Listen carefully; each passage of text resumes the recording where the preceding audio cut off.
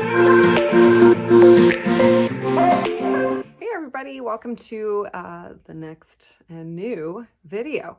I will be beginning this painting, and so this will be just all about a couple more perspectives on how to start that first white layer of the Mische technique.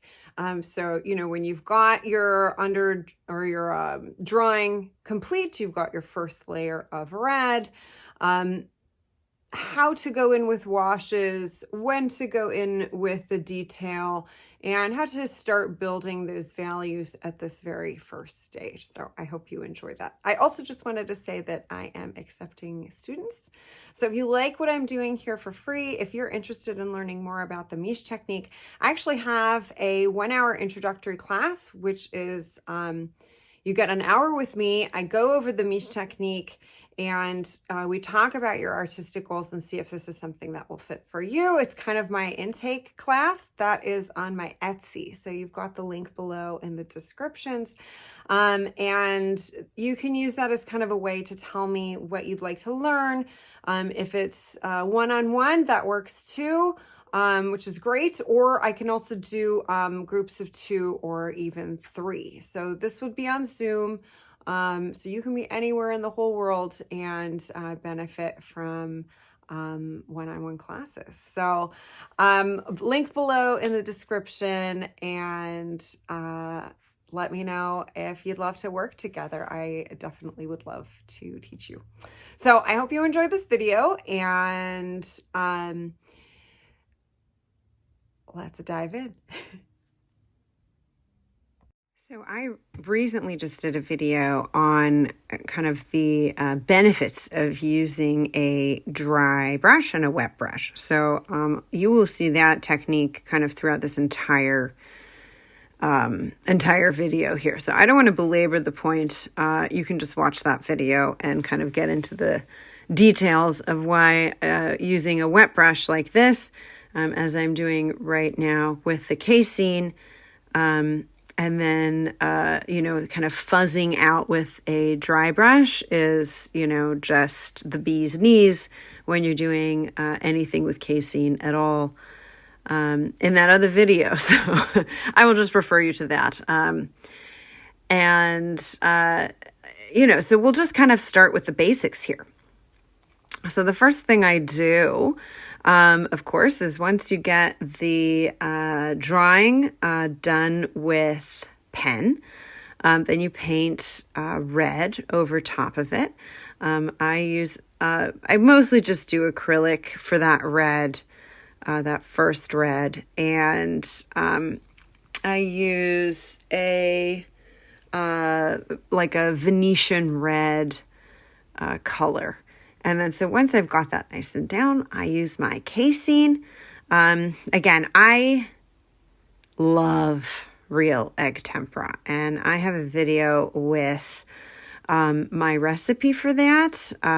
Super easy. It's a whole egg, but then you just do a half an eggshell of linseed oil, half an eggshell of Damar. You mix that up like you're mixing a cocktail, and then you use titanium white pigment with a giant muller, and then you grind it up to something that looks like yogurt, and then you go for it. But I have a toddler, and I have had 0 time since he was born to make actual egg tempera, so I'm using casein. It works great, but I still love egg tempera. Anyway, so and now I'm doing, you know, so I'm just laying in this first layer throughout this whole video, and so I ended up not until I didn't really even use it there. So in this particular case, I didn't do too many washes. I just kind of used the wet and the dry brush technique the entire time. I didn't really need to. Sometimes when you're putting in a really large area, you want to do just a really pale pale wash of the casein to kind of get that real, such a hard color to describe, but that kind of gray white color that you get when, kind of like right there on the face, like on the forehead, that kind of middle part of the forehead, not the really, really bright white part, obviously, but the kind of in between, that just has that really pale white over top of it. That gray color is a great wash color. And so sometimes I will just do an entire wash, over, like if I'm doing a figure and there's a body, that I'm painting, like a, nude body or something, where I kind of just need an entire area covered, I'll do it that way. But here, this is just a face and a neck. Like, it's not such a big area to cover that I really need to do something like that. And because it's such an area of focus, I kind of want to start incorporating the texture of the skin at this layer. So it's hard because there's something really, evocative about skin texture, right? Like, when we're looking at,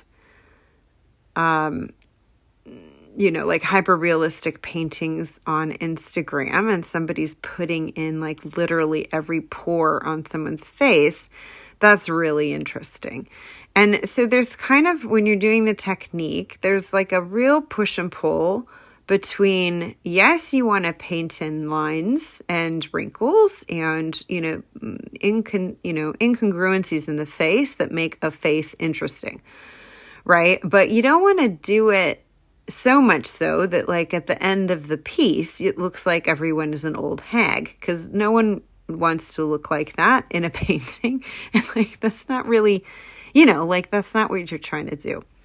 So there's kind of this, I like kind of putting them in now and softening them with each layer as I go. So they're pretty harsh. Like, look at the smile lines there, and then look at the forehead lines. Like, that's me. And like, yeah, I have those, but they're not nearly as deep set, or at least I hope not, they're not nearly as deep set as they are in this image. And, the lines on my face and kind of the directional lines of the face, all that stuff, right? Like, I don't look nearly that haggard in real life. I mean, on my good days, I don't look that haggard in real life.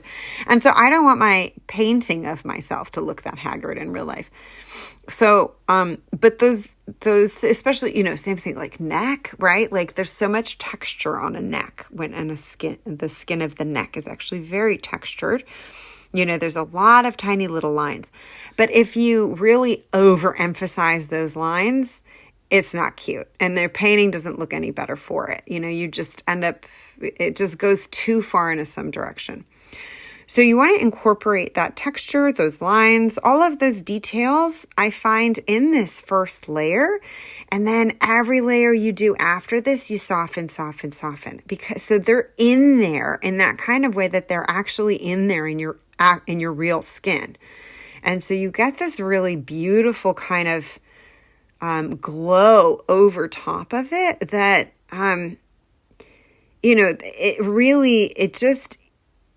it both is true to life, but it also really makes it, it just isn't as harsh. It's not as intense, and it just has this kind of glow from within that skin actually does have. So same thing with hands. I just really love, painting the skin of hands. In my other video, I do an entire thing on my mother has the most wonderful veiny hands, and who's my model for Demeter there.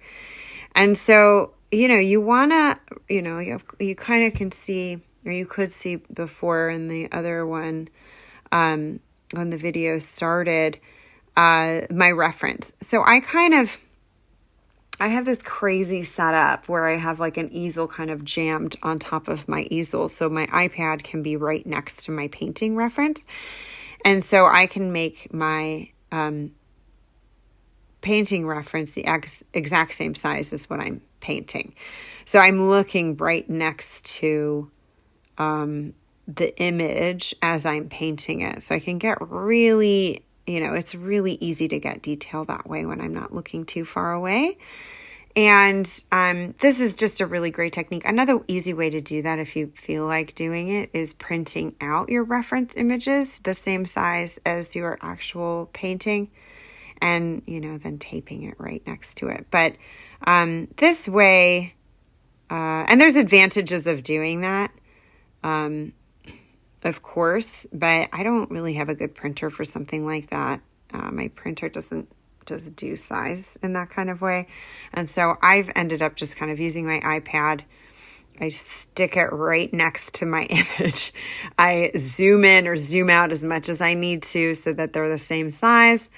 And it works. It works. It's not the best way, but it is a good way. And I know a lot of us are kind of doing something similar. So my suggestion would be to just really get your iPad, if you're using one, as close, and you can see how close that is to what you're painting as possible. So you've got your reference really right next to there, so you can get real specific.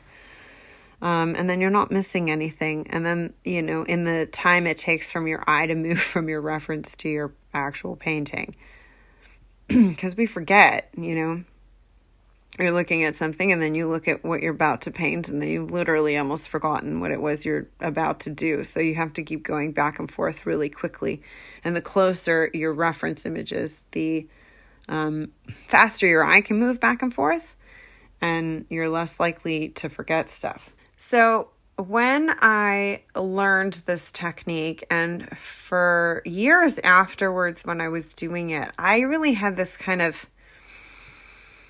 model that in my mind, where I was doing my first white layer like this, very rough. I've now been doing this technique for, oh my goodness, almost, I learned it in 2006. So almost, it's 2 years shy of 20 years, which is crazy. That's crazy, but that's true. And so I have, since then really developed kind of how I work with it, obviously, because I've been doing it for so long. But I have now come to the opinion that the more perfect you can get your underpainting, the less work you have finishing a painting as you move forward, right? So even this very first layer should be carefully crafted with the detail, with tone, with clarity, with,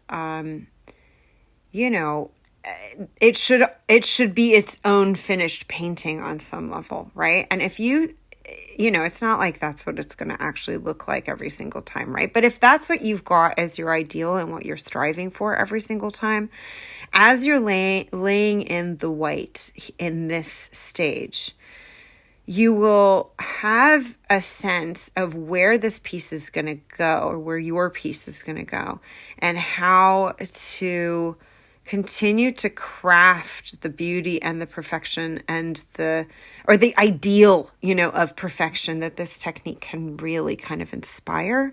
And so that with each subsequent layer, you're building on top of this beautiful base. I hope you enjoyed this video. Thank you so much for watching. And as always, like, subscribe, and share.